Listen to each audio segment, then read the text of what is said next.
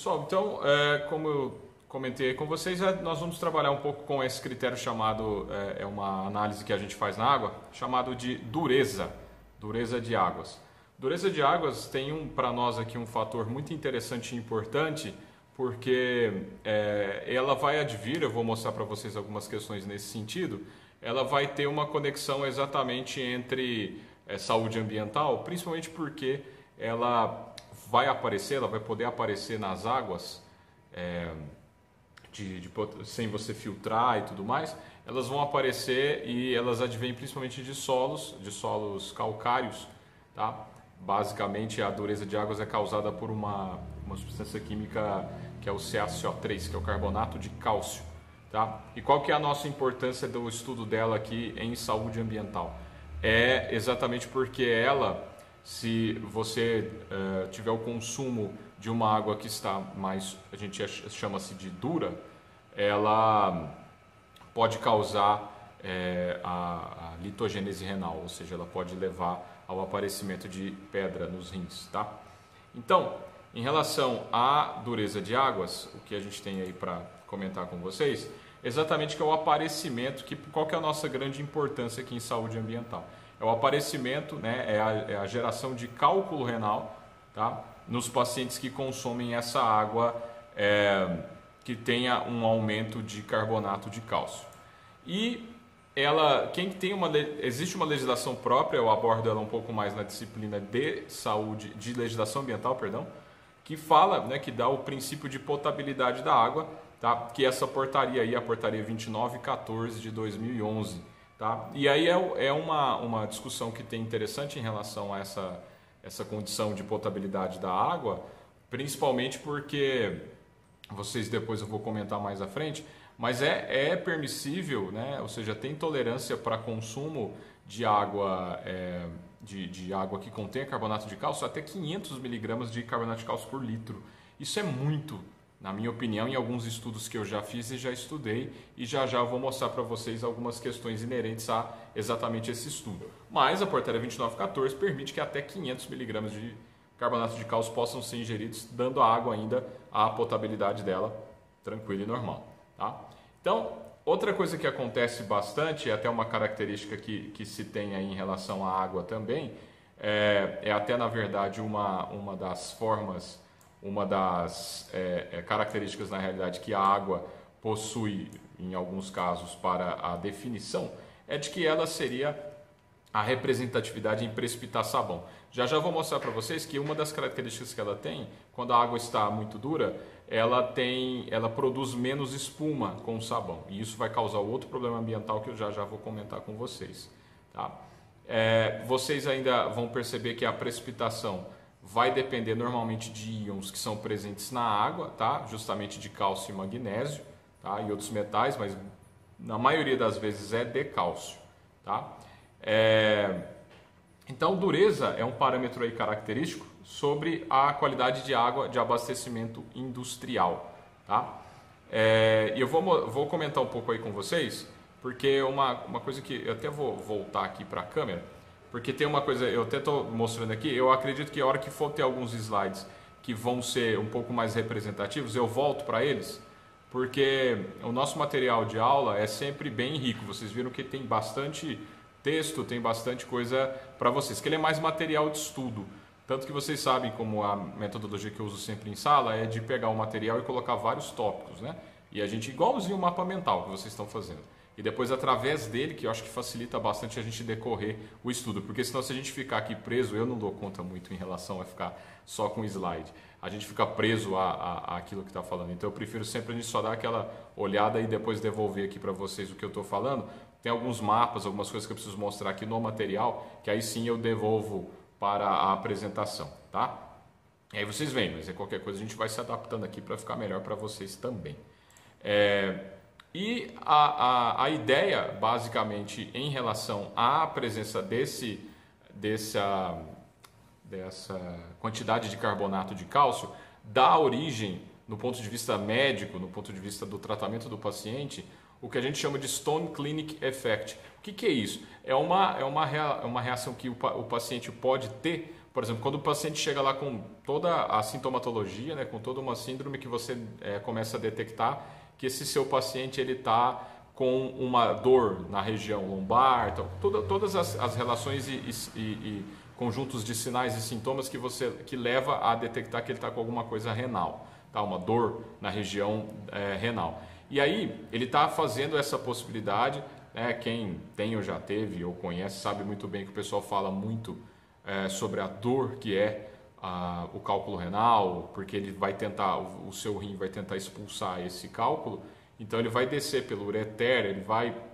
causar muita dor, principalmente quando acomete homem, porque o tamanho desde do rim, ureter e uretra, né, é maior, então assim, tem casos de ser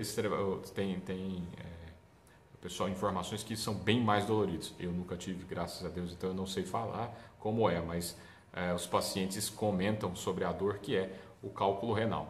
E esse paciente que está nesse caso, o que acontece? O médico vai fazer, né, uma análise junto com o pessoal aí, junto com a enfermagem e tal, e vai fazer uma avaliação desse paciente e dizer, ó, faz um raio-x ou faz, né, um ultrassom e detecta que ele tem esse cálculo renal. Então ele está num quadro, né, de stone, né, do inglês pedra, então assim, ele está num caso como se fosse um caso clínico um efeito clínico da pedra. Então ele está sentindo esse problema. Então geralmente o que a equipe médica ou a equipe de saúde faz? Ela detecta e solicita que esse paciente está com um problema com uma defasagem hídrica, né? Então pede para ele beber água. E sem saber que exatamente a água é o problema, porque a água que ele está bebendo, a água que ele está consumindo, é ela que exatamente está cheia de carbonato de cálcio e ela que está piorando às vezes o quadro de saúde do paciente, tá? E tem uma colocação também o seguinte, nós já temos um problema grave no sentido de saneamento, nós já temos um problema grave em relação aos pacientes que têm a dificuldade aí em relação ao consumo de águas contaminadas, sejam de vírus, bactérias, etc. Faz ideia ainda desses pacientes que se contaminam com águas duras e leva à formação de cálculos renais neles. Então, além do problema drástico e terrível de saneamento, vai fazer com que esse paciente também tenha um problema renal. E aí, né, do ponto de vista de saúde pública, é um terror. E em relação a esse critério, algumas análises em relação à dureza e seus cátions, eu trago então para vocês aqui algumas informações que são muito importantes quanto ao tipo de dureza, tá? Então, voltando aí, mostrando para vocês no slide, ó, eu tenho essa problemática aí, ó, que é o quê? De acordo com essa portaria 1469 do Ministério da Saúde, né, para estabelecimento como padrão de potabilidade, juntamente da portaria 2914, aquilo que eu falei, ó, ele limita a dureza em 500 mg por litro de carbonato de cálcio. Tudo bem, é uma determinação legal, é uma legislação, mas eu, como profissional e trabalho com essa área há muito tempo, acho que é extremamente preocupante você manter um paciente que tenha esse nível, porque tem alguns estudos que são realizados aqui na região sudoeste de Minas, você tem aqui na região ali de Vazante, nós temos aqui mesmo, entre Uberaba e Uberlândia, um pouco antes ali do meio do caminho do Cinquentão, nós temos uma área, inclusive até lá tem uma comunidade rural chamada Calcário, lá tem extração, lá tem solo extremamente calcário, lá mesmo tem tem até uma colega de vocês que está querendo desenvolver um estudo lá nesse sentido, que é para demonstrar que aquela comunidade rural que existe lá, e ela consome água com um teor alto, e olha que esse teor nem chega em 500, hein? Por isso que eu acho que essa análise vai embasar um estudo muito interessante para o nosso, de repente, uma modificação da legislação. Porque lá tem o pessoal, nessa região do Calcário, que moram lá, eles consomem água de poço artesiano, então é uma água que tem, né, ou seja, o solo que está em cima dele ali, exatamente o que está na água subterrânea, o solo que está em cima trará para a água subterrânea todos os macro e micronutrientes, entre eles o carbonato de cálcio, em excesso que nós temos naquela região. E o pessoal está consumindo essa água e quase sem uma análise inicial que eu já fiz por lá, 100% das pessoas que moram lá, para vocês terem uma ideia, tem alguém na família ou a própria pessoa tem problema de cálculo renal. e regiões do sudoeste de Minas, vazante, etc. e tal, também tem essa condição e essa condição de pacientes renais crônicos que levam a problemas renais por causa da água. Nem sempre, lembra que eu sempre falo isso para vocês, as pessoas não dão esse valor, elas não lembram da água, do consumo da água, acham que o problema pode estar sempre no que ela come, ou a água nunca está lá no meio, né? Então aí eu estou trazendo para vocês mais um problema que a água e seus nutrientes podem trazer. Aqui até tem uma demonstração, vocês estão vendo aí, ó, é exatamente um solo calcário, é aquele solo esbranquiçado. Quem conhece já viu fotos lá que é da cidade de Bonito, no Mato Grosso do Sul, que ele é branquinho, aí tem aquelas águas cristalinas que ficam por cima, ou já viram aquelas cavernas que você tem lá, né, grutas e tal, que tem até aquelas estalactites que parece uma coisa que cai assim, né, e fica endurecida, ou estalagnite, que é a que sobe assim, tudo aquela coisa branquinho e tudo mais, é tudo formação cálcica, é tudo formação rochosa de cálcio. E essa formação rochosa de cálcio, querendo ou não, esse cálcio que cai junto da água que está pertencente a ele naqueles pequenos corpos d'água ou água subterrânea, transmite esse carbonato de cálcio para a água. E teve gente que já até me perguntou, falou, mas será que não é bom? Porque então vai ter cálcio na água. Cálcio na água é bom, né? Porque todo mundo acha que o cálcio é sempre uma coisa muito benéfica, né? Mas nem sempre ele tem uma questão benéfica. O cálcio, ele tem um índice, ele tem um teor. O teor de cálcio no nosso organismo ele é tão importante, ele é tão interessante de ser avaliado, que nós temos 2 hormônios no nosso organismo que controlam ele, né? Que é a calcitonina, que leva cálcio do sangue para os ossos, e o paratormônio, que traz cálcio que está nos ossos de volta para o sangue. Ou seja, o cálcio ele é bom, ele faz formação de ossos e dentes e tudo mais, mas ele tem uma dificuldade, ele tem também, quando o excesso dele acontece, também leva a problemas de ordem fisiológica para nós. Aqui é um estudo muito interessante, que eu gostaria que vocês prestassem atenção, de Portugal. Olha só que interessante. Eu vou mostrar aqui, mas de qualquer forma eu vou anotando aqui também, que eu acho que a gente ganha também uma possibilidade legal. Ó, o que é uma coisa que é interessante aqui de vocês perceberem? Ó, você tem que é essa conexão que eu estou dizendo para vocês. Ó. Lá em Portugal, você tem aqui na região norte, tá? O que eles chamam, né, lá de águas macias, né?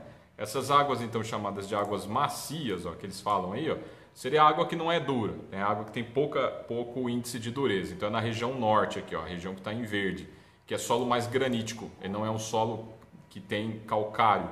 Veja que então, solos que têm águas macias ou águas com pouca dureza, é uma água, então olha só, aqui está o verdinho, ó, olha só, a região que é solo que não é calcário, olha a dureza dela, ó, é menos 75. Já na região central aqui mais ou menos, ó, você já tem águas médias, tá? Que são águas que têm mais ou menos de 150 a 300, perdão, tá aqui, ó. Então olha só, o solo vai ficando médio, ou então ele vai ficando moderadamente duro, e aqui na região sul, que é um solo extremamente calcário, que vocês estão vendo aqui nessa região, ó, é o solo calcário. Solo calcário, olha como é que é a dureza dele, muito acima de 300, tá? Então, essa é a condição importante, inclusive, sobre essa análise. Ou seja, o solo, quando calcário, ele vai transmitir esse cálcio para a água. E é nessas regiões que a gente tem que ter um grande controle. São nessas regiões que a gente tem que ter uma avaliação interessante. Por exemplo, é dito e feito que a região mineira que tem maior índice de hemodiálise é a região sudoeste de Minas. E não coincidente, ela é qual região? A região que tem solos mais calcários. Está tão óbvio, isso está tão na cara e ninguém faz um estudo. Aliás, existem estudos, mas é aquela velha história. Eu tenho comentado até com alguns amigos que são da área de saúde também. Eu acho que a questão do que está acontecendo aí no mundo sobre esse vírus, uma das coisas que a gente vai ganhar aí de possibilidade ou de algum otimismo dentro disso daí é que o pessoal vai começar a investir mais na saúde, né? Vai começar, espero que vai investir mais na saúde, vai investir mais em pesquisa principalmente. Nosso país é extremamente carente de investimento em pesquisa e precisa melhorar muito. E uma demonstração clara é essa daí, tá? Vocês imaginam o tanto que é caro, né? Quem aqui às vezes já trabalha ou conhece a questão de ter pacientes renais crônicos, que são as regiões da nefrologia, onde o paciente faz hemodiálise. além de ser extremamente cômodo, extremamente complicado do paciente ter que deslocar, aquela dificuldade grande que a gente tem em relação à hemodiálise é caro, né? Você ter a operação, a máquina, todo o procedimento de fazer uma hemodiálise é caro. Era tão mais fácil investir em tecnologia ou investir aqui, ó, em saúde ambiental, que é o que eu estou mostrando exatamente para vocês. Tá? Então, essa dureza, tá, que ela vai existir, ela existe em dois tipos. Tá? Tem dois tipos de dureza. Então, eu vou voltar aqui para vocês demonstrando no slide, para quem depois estiver acompanhando pelo YouTube, é no slide 18, tá, da aula. O que a gente tem aqui de interessante? Ó? A dureza, ela vai ter dois tipos, tá? Ela tem uma dureza que é dita de temporária, tá? Isso daqui que eu estou mostrando aqui para vocês, tá? Eu tenho então a dureza temporária, tá? A dureza temporária e a dureza permanente. Qual que é a diferença das duas? A dureza temporária, ela desaparece com o calor. Tá? Então, quando você ferve a água ou quando existe algum processo de calor para essa água, essa dureza ela precipita. Já vou explicar como isso acontece. Tá? E tem ainda a dureza, depois eu vou falar para vocês, a dureza permanente, é um outro tipo de dureza. Essas durezas elas estarão ligadas mais a alguns ânions, como sulfatos e outras características, mas elas têm mais a ver para critérios industriais, então eu nem abordo ela tanto aqui. Mas só para vocês saberem, a diferença vai aí para o seu mapinha mental. Dureza temporária é a dureza que sai com calor, ela precipita-se com calor. A dureza permanente, ela não precipita com calor, simplesmente assim. Agora aqui vai uma das grandes características e importâncias dessa dificuldade que nós temos em relação à precipitação de dureza com o calor. Em teoria, era até interessante, porque se você faz a precipitação com o calor, é muito mais fácil de você ter a possibilidade de removê-la. Mas não é bem assim. Então, algumas características que eu tenho em relação à dureza de águas, aí mostrando mais uma vez para vocês, e para quem depois está vendo pelo YouTube, agora no slide 20, existem alguns inconvenientes que são provocados por uma água dura. Primeiro, a água dura, quem já visitou alguns locais, por exemplo, tem até algumas regiões rurais ou outros municípios, que a água, quando você vai beber aquela água, ela tem um sabor que parece que quando você bebe a água não mata a sede. Tem uma região no Chile, por exemplo, o Chile inteiro é assim. Você vai lá, eu já visitei lá, você vai beber uma água de lá, tanto que o pessoal nem bebe água, é só água comprada mesmo, só água mineral, porque as presenças dos sais que tem nessa água, os sais de carbonato, fazem com que a água que está com sal, você bebe essa água, então você não mata a sua sede. Então ela é uma água de sabor desagradável. É uma água que às vezes a hora que você vai passar na mão, pela quantidade de sais, parece que fica uma situação meio pegajosa. E isso também é causado pelo carbonato. Tem uma dificuldade e um problema, porque quando você você vai tentar fazer espuma com ela, você coloca detergente ou coloca sabão, ela forma pouca espuma. E aí é um negócio, agora essa parte aqui é um negócio muito interessante, que é o quê? Quando você, por exemplo, as pessoas em casa ou em outros municípios, elas vão vão lavar uma louça, lavar uma roupa, não sei, e vai colocar água e vai colocar sabão ou detergente na louça e tal, e quando lava não faz aquela espuma. Então o que as pessoas fazem? Elas colocam mais detergente. Isso para nós, pessoal, vai casar com a nossa aula lá atrás, que eu falei para vocês sobre tratamento de esgoto, tá? Que a gente ainda estava pessoalmente, e vou relembrar vocês. Qual que é o problema maior das águas duras nesse sentido? Porque todo o processo ambiental tem que ter uma visão holística, uma visão ampliada, porque tudo conecta-se. Eu até brinco dizer que você vai viajar, você não precisa utilizar nenhum tipo de substância química para viajar quando vai se tratar da minha aula. Porque é uma conexão que eu faço para vocês num mapa mental muito doido que dá para vocês fazerem. Como vocês poderiam provar que uma água dura provoca... por exemplo, como é que essa água dura pode provocar um acidente ou pode provocar um acidente hospitalar no setor de hemodiálise? Simples, e isso aconteceu em 1996 em Caruaru, Pernambuco.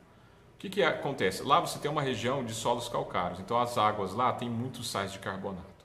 E aí as pessoas, então, como tem águas que têm muitos sais de carbonato, para poder utilizar, para poder fazer espuma, né, fazendo para lavar roupa, lavar a louça e tudo mais, o que acontece? As pessoas usam muito detergente, usam muito sabão. Qual que é o problema? O componente químico do sabão, da maioria deles, dos detergentes, contém amônio. E o amônio nada mais é do que NH4, que é nitrogênio. O nitrogênio, o que vai acontecer com ele? Esse nitrogênio ele vai voltar, ele vai para as águas, e lá, obviamente, você tem uma região em que não tem tratamento de esgoto, como vários e vários municípios brasileiros. E como não tem tratamento de esgoto, o que aconteceu? Esse nitrogênio foi para os corpos d'água. Quem que está lá no corpo d'água e adora, quem que que vive lá, na verdade, na biosfera da água lá, quem é que está lá? Algumas algas, né? Algumas cianobactérias também assim chamadas. Elas adoram nitrogênio. Quando esse nitrogênio chegou lá, o que elas fizeram? Consumiram esse nitrogênio. Quando consumiram esse nitrogênio, o que elas provocaram? Uma proliferação de algas. Deu aquele atapetamento de algas. Isso se chama eutrofização. Tá? Tomem nota aí. Eutrofização. A eutrofização fez com que essas algas elas produzem um tipo de toxina chamado de cianotoxina, que ela é extremamente tóxica ao cérebro. E essas águas que eram absorvidas pelo hospital lá de Caruaru, que fazia a hemodiálise, essas cianotoxinas são muito pequenas. E elas passaram pelo sistema de filtragem de osmose reversa do hospital, entraram para o hospital, entraram para o setor do hospital. A água que foi coletada para fazer a hemodiálise estava cheia de cianotoxinas e matou quase todos os pacientes que faziam hemodiálise naquele momento. Então olha só como é que é uma coisa puxa a outra. Uma água dura provocou morte de paciente de hemodiálise. Como é que isso é conectado? Por saúde ambiental. Outra questão que nós temos também, que é extremamente importante também sobre ser desagradável ao paladar, é no sentido de indústria, quando você utiliza algumas águas que têm dureza e algumas indústrias que usam depósitos de caldeira, essa água, como eu acabei de dizer, pelo calor precipita ela, essa água ela vai precipitar o carbonato e pode provocar explosão, tá? Ela deposita sais nesses equipamentos e mancha a louça. Se vocês lembrarem, muitas louças em lugares em que tem solos calcários, mas já vou explicar também para vocês que não está só para solo calcário não, tá? Agora tá geral, tá? Inclusive aqui para nós, na nossa região, e já vou te contar por quê. Mas quando você tem essa água e você ferve essa água, ela precipita no fundo. Por isso que as panelas, se você der uma olhadinha, fica aquele fundo amarelado nela, tá? Então aquele fundo amarelado nada mais é do que carbonato de cálcio que precipitou da água, tá bom? Um outro lugar onde você vê carbonato de cálcio é quando você vai ligar o chuveiro. Naqueles lugares onde ficam os buraquinhos que saem a água e ficam entupidos com parece um cristalzinho amarelo, aquilo lá é carbonato de cálcio. Que aconteceu? Exatamente igual no nosso organismo que eu estou falando de cálculo renal. Quando chegou lá, o chuveiro estava quente, o que aconteceu? A temperatura, o calor precipitou, dureza temporária, né? Precipitou o carbonato, ele ficou lá aquele cristalzinho preso lá no chuveiro. Que uma dica que eu tenho para você poder ajudar para limpar é vinagre, porque o ácido acético ele é capaz de dissolver aquele cristalzinho de cálcio, tá? Mas aí é a mesma coisa no nosso corpo. Você bebeu aquela água. Nós estamos a 37 graus, ou seja, nós estamos numa temperatura nós estamos num calor de 37 graus. A água que você tomou vai se aquecer dentro do teu organismo e vai fazer a mesma coisa do chuveiro, vai precipitar. Só que em vez do buraquinho do chuveiro, vai precipitar lá no seu rim, que é onde temos o maior problema aí de saúde pública, tá? Então aí nós temos algumas condições, algumas questões que são extremamente importantes para a análise dessa dureza. Eu tenho ainda, nos dá aqui a classificação, mostrando aí para vocês agora mais uma vez, e novamente para quem está vendo pelo YouTube, depois nós estamos aqui no slide de número 23. Essa é a fonte principal de dureza nas águas, ó. É a dissolução do calcário, aquele que estava lá no solo, igual eu mostrei naquele mapinha de Portugal. Você dissolve ele, ó, então o carbonato de cálcio ele vai se dissolver na água, né, junto do CO2, e vai formar aqui o bicarbonato de cálcio, tá? E é esse cálcio, inclusive, que vai causar, né, ele vai entrar no nosso organismo e vai causar todas aquelas dificuldades, todos aqueles prejuízos que eu contei para vocês. E ainda nós temos uma classificação por graus de dureza. Ó. Eu tenho na literatura mostrando que águas que tenham de 0 a 75 miligramas de carbonato de cálcio por litro são consideradas águas brandas, de 75 a 150, ou macias, igual lá a gente viu em Portugal, né? Ou moderadamente dura, de 75 a 150, tá? 150 a 300 é considerado uma água dura e acima de 300 miligramas é considerado uma água muito dura. E aí que vai uma reflexão. Veja só que a legislação que permite que até 500 pode ser de consumo, ou seja, até águas muito duras podem ser consideradas aptas ao consumo, né? Então é algo que é interessante de se analisar. Bom, tem jeito de tirar a dureza da água? Temos. Temos várias maneiras de tirar a dureza de águas, mas o problema é impossível ainda eu conseguir fazer um processo de redução ou de retirada de dureza de águas em quantidades grandes de fluxo de água. Por exemplo, lá nas estações de tratamento de água, quando você vai fazer uma filtragem, quando você vai fazer uma cloração, você tem a possibilidade de colocar isso aí na água e ao colocar na água você vai conseguir filtrá-la e degermá-la com cloro, com fluoro e tudo mais. Agora, tirar carbonato de cálcio da água em grande fluxo não tem como. Então eu tenho algumas remoções. A primeira delas é em nível laboratorial, que utiliza-se um mineral chamado de zeólito. O zeólito é esse mineralzinho aí, ó, que ele é um mineral riquíssimo em sódio. Então o que acontece? Você tem a possibilidade de troca iônica. Quando você coloca, igual vocês estão vendo aí, ó, uma simulação de uma base de uma resina de tratamento, esse zeólitozinho que está lá dentro, ó, a água passa lá dentro, o sódio que está em excesso na pedra, no mineral zeólito, ele passa para a água e o cálcio passa para a pedra. Então nessa troca iônica vai sair.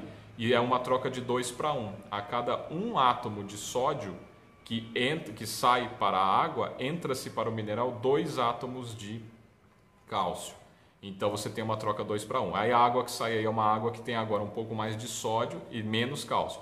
Mas ainda assim a quantidade de sódio que vai para ela é uma quantidade extremamente tolerável e bem menor do que a capacidade que geraria algum problema. Porque o sódio pode ter outros prejuízos ao nosso organismo, mas a quantidade que vai aí nessa troca iônica é bem menor, tá? E a vantagem é que depois dessa resina lá em nível laboratorial, você tira essas pedras que agora estarão riquíssimas em cálcio, né, porque você passou uma água dura por ela, você coloca ela num banho de salmoura, ou seja, com sal de cozinha, NaCl, e aí vai acontecer o contrário agora, porque a água que você colocar ali na salmoura vai estar agora cheia de sódio, e aí o cálcio agora que ficou preso no mineral, sai do mineral e volta para a água. Então você tem sempre um processo aí de renovação do zeólito, tá? Então é uma ferramenta interessante aí de uso laboratorial. Agora, para eu conseguir fazer com que eu tenha em casa, como é que eu faria então para levar isso para a população?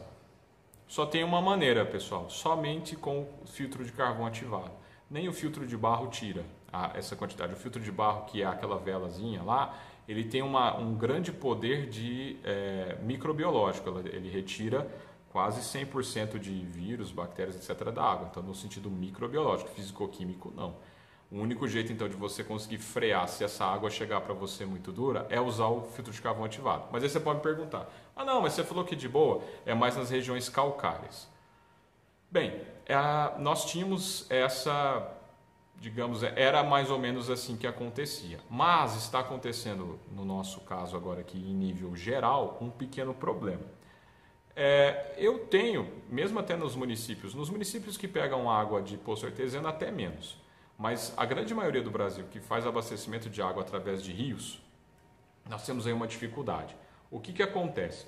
Lá na região de bombeamento desses rios, você tem o leito do rio e você tem geralmente um cano, uma bomba, que vai pegar essa água que está aqui e vai bombear ela para ser tratada, tá? Então vai chegar lá em cima, vai ter o tratamento de água e tal, normal, como vocês conhecem, a gente viu nas nossas aulas anteriores. Só que o que está acontecendo? Você tem aqui, você tem a água que está aqui por cima e você tem o leito do rio, tá? Então você tem o fundo do rio aqui. E aí o fundo do rio aqui, ele é solo. Então o fundo do rio, a maioria dos rios do Brasil inteiro, tem calcário lá no fundo. E como a gente tem a água aqui, você tem aqui o bombeamento. Se você tivesse uma quantidade boa aí de água, se tivesse uma quantidade que estava de reservatório que estava legal, a diferença entre aqui a superfície e o fundo do rio estava grande. Então a água está sendo bombeada aqui. Concordam que não vai pegar muita coisa de corpo de fundo? Quase nada, porque ela está bombeada aqui.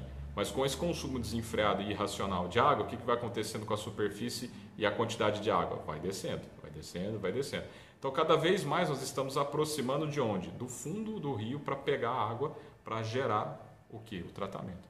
Se eu estou pegando a água do fundo do rio, o que está vindo junto? O fundo do rio. E o que tem no fundo do rio? Entre outras coisas, o carbonato.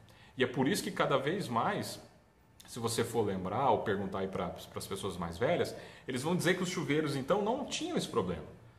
Né? Naquela antiguidade tinha aqueles chuveirões aqueles Lorenzettes lá de ferro, de metal, aquilo lá era uma beleza, aquilo lá não entupia por nada, mas também por quê? Porque naquela época, olha onde estava a superfície e onde está hoje. Então, na época pegava fundo de rio? Não pegava. Agora nós pegamos. E é esse fundinho de rio que vai lá para o tratamento de água. Não tem como eu tirar o carbonato físico-quimicamente lá na estação, só lá na minha casa. E outra, por que no rio, no chuveiro também vai acontecer? Porque os chuveiros não são águas que são filtradas por carvão ativado. Se fossem, não acontecia. Agora, o chuveiro é uma demonstração clara da água que você bebe se você não filtrar. Então, olha o tanto de carbonato que você está consumindo se você não filtra essa água. Olha só o problema grave que a gente tem dentro das nossas casas e as pessoas não veem ou fingem que não veem, né? E então, qual que é a nossa grande interesse de trabalhar com esse sistema e o entendimento de dureza? A necessidade é interessante para os processos de consumo público e abastecimento público de água, evitando que as pessoas usem muito sabão para evitar que jogue-se muito nitrogênio na rede de esgoto, provocando aquele problema que eu falei para vocês de eutrofização. O problema é sobre o consumo, né? A potabilidade dessa água, podendo provocar cálculos renais. Tem problemas industriais também, que é a questão das caldeiras, que eu comentei com vocês, né? E o principal problema, talvez, que é a prevalência aí de nefrolitíase. Nós temos aí uma grande quantidade de pessoas que estão contraindo, estão formando litogênese, estão tendo cálculo renal. E esse cálculo renal é um problema grave que nós temos para a questão de saúde pública. Então, é muito importante que vocês entendam essa importância. Aí o texto que está no nosso material de aula aqui está bem rico aqui de uma série de informações que eu gostaria que vocês utilizassem para montar o nosso mapa mental. Vocês estão me enviando e está ficando maravilha, tá? Muitos estão aprendendo a usar os aplicativos, está ficando excelente, pessoal. Vocês vão ver que quando a gente voltar para as presenciais vai dar um up muito grande aí para a gente voltar ao aprendizado usando os mapas, tá? E entendendo cada um desses pedacinhos, cada uma dessas questões que eu falei para vocês, para a gente montar um mapa mental sobre dureza de águas, que é algo que é extremamente importante para nosso entendimento como saúde ambiental e fazer com que o papel, né, que demonstra-se sobre todos os órgãos de saúde pública, que aquilo que eu comentei com vocês, quando você investe na prevenção, você economiza lá no tratamento. Tratar pacientes que tenham cálculos renais, até dependendo for ir para a cirurgia, são pacientes que são caros de serem tratados. Então, por que não vem na cabeça de todos nós profissionais investirmos na saúde ambiental, na saúde preventiva, economizando 4 na saúde curativa, né? Será que é tão difícil entender essa equação?